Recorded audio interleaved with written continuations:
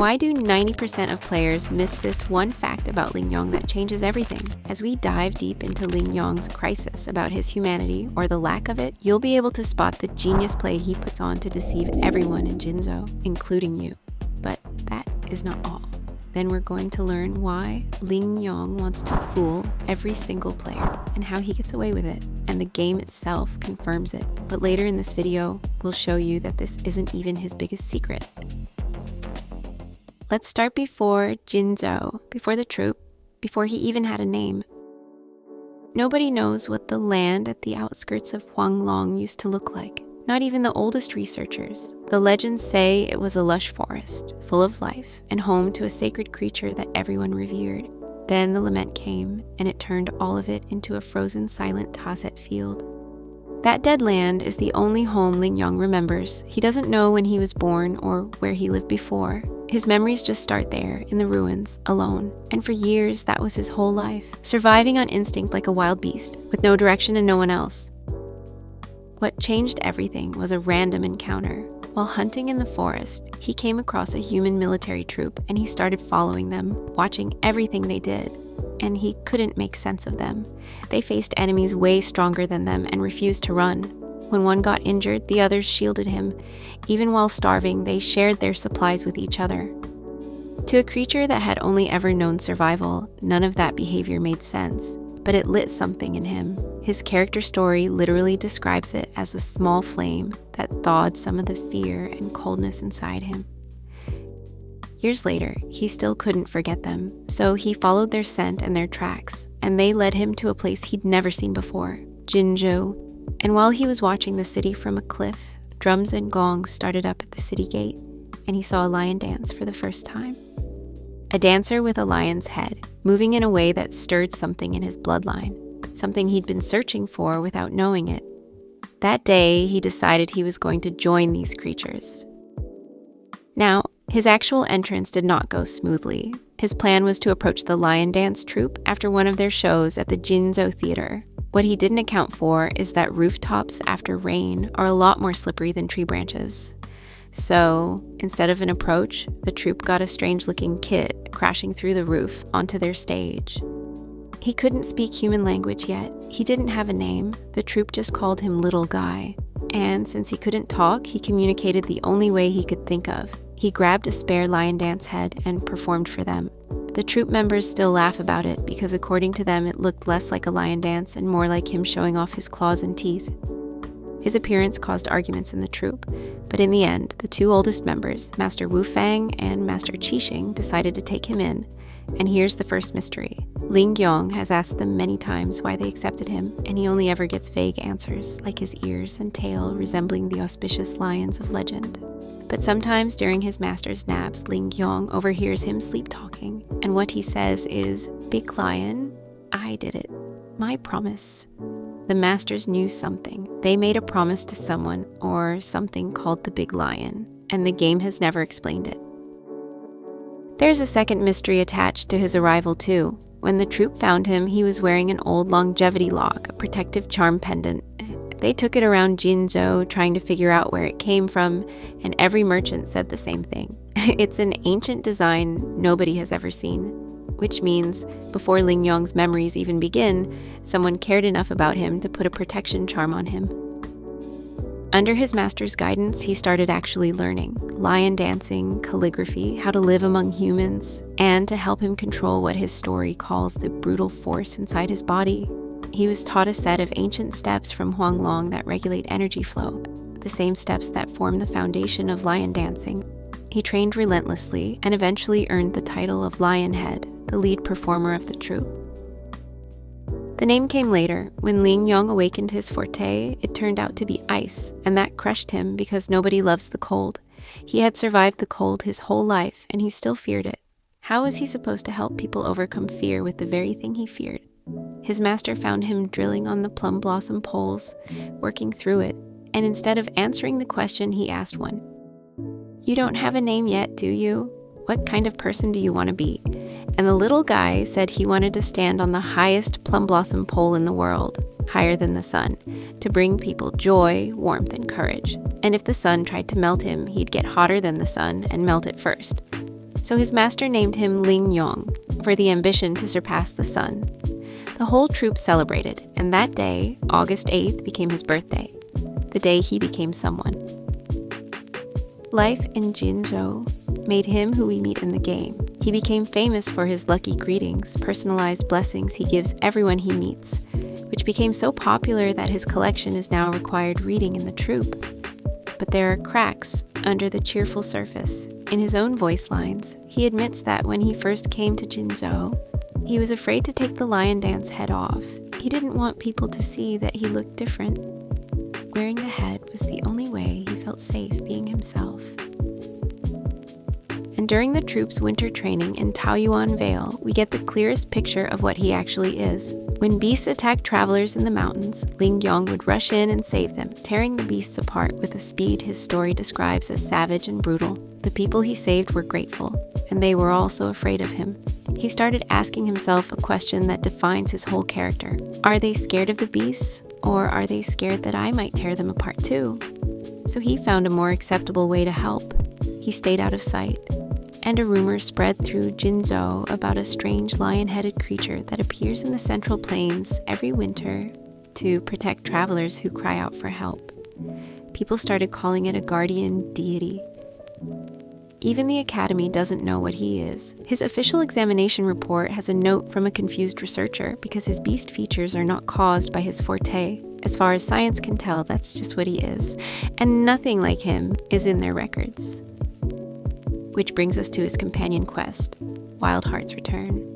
Now, I'm not covering the full quest here. The whole investigation, the missing brother, why he was mailing his sister boxes of wilted flowers and spoiled meat, that story has its own video, link on screen. Because for Lingyang, this quest is something else entirely. It's the closest he ever comes to being found out. He built his entire life in Jinzhou around hiding what he is, and over the course of one lion dance booking, that mask nearly slips. Twice. Here's the setup in one sentence. A gang of exiles invented a monster called the Jingle Beast, so they could sell their spoiled meat at 5 times the price while everyone was too scared to go hunting. The whole city believes it, but when a shopkeeper describes the monster, Lingyang quietly says something strange. The Jingle Beast doesn't look like that. Nobody in the room catches it, but you should. The monster is made up. So, how does Lingyang know what it looks like?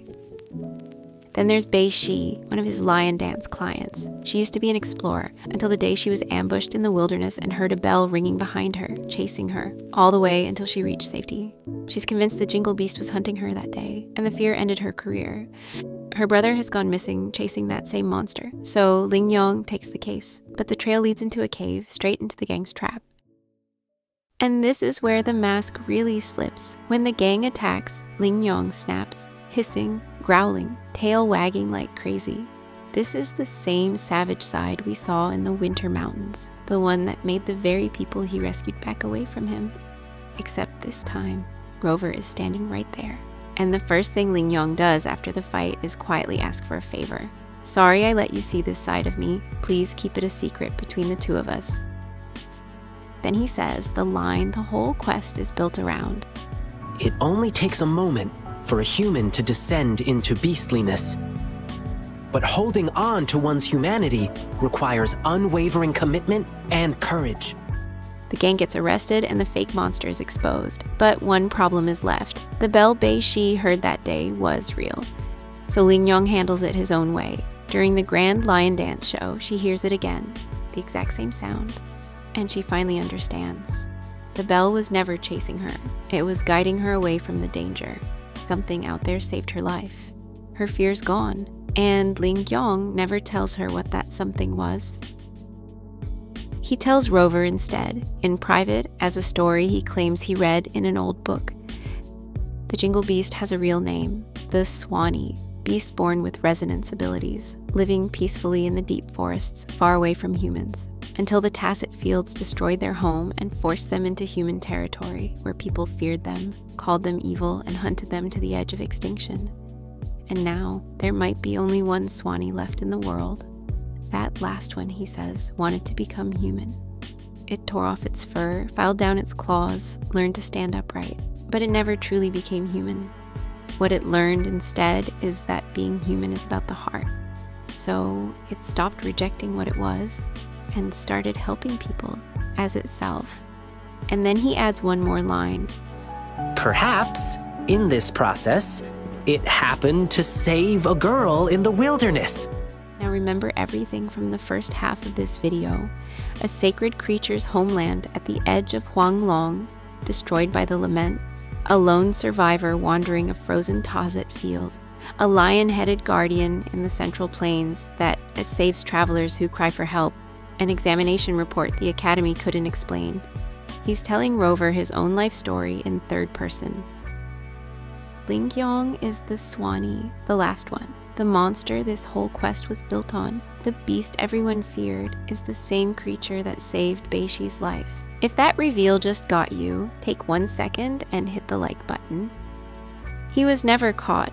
Nobody exposed him. He chose to trust one person with the truth on his own terms. At the end, he gives Rover the bell as a memento and says the line that sums up his entire character. In this world, there are beings with the appearance of a beast and the soul of a human, just as there are beings with the appearance of a human and the soul of a beast. All it needs to do is be true to itself. Think about what that line actually cost him. Humans feared his kind, called them evil, and hunted them until he was the only one left. And what did the last Suan'ni decide to do with that life? He learned their dances. He hands out blessings on their streets. He wants to stand on the highest pole in the world, higher than the sun, so he can bring joy, warmth, and courage to the very species that destroyed his own. But now that you know what he is, 3 small details from this video should be bothering you. The longevity log. Before Lingyang's memories even begin, someone cared enough to put a protection charm on a beast child alone in a frozen wasteland. A charm so ancient, no merchant in Jinzhou could even recognize the design. Someone out there was protecting him, and we have no idea who. The masters. Lingyang has asked them many times why they took in a strange kid who crashed through their roof, and he only ever gets vague answers. But sometimes his master talks in his sleep, and what he says is, "Big Lion, I did it. My promise." The masters promised something to someone. And the legend from the very beginning of this video, before the lament froze it, that dead land was home to a sacred creature that everyone revered. So put it together. A revered sacred creature, a protection charm from before his memories begin, and 2 old masters bound by a promise to a big lion who just happened to accept a strange beast child the moment he fell through their roof. Here's my theory. Lingyang wasn't discovered. He was delivered. Whatever the big lion is, his parent, his guardian, maybe that revered creature itself, I think it arranged for the last Suan'ni to land in the one place in the world that would love him. The game hasn't confirmed any of it. Not yet. So that's my question for you, and who is the big lion? You've heard my theory. Leave yours in the comments. One last thing, the quest where he almost got exposed, the missing brother, the boxes of rotting flowers, the gang that invented a monster, never knowing the monster was real. The full story of Wild Heart's return is right here. Go watch him almost get caught. And if that's the kind of thing you want more of, the full story of Wuthering Waves, every act, every companion quest, every secret the game hides like this one, that's exactly what this channel is doing. Subscribe and it's all yours.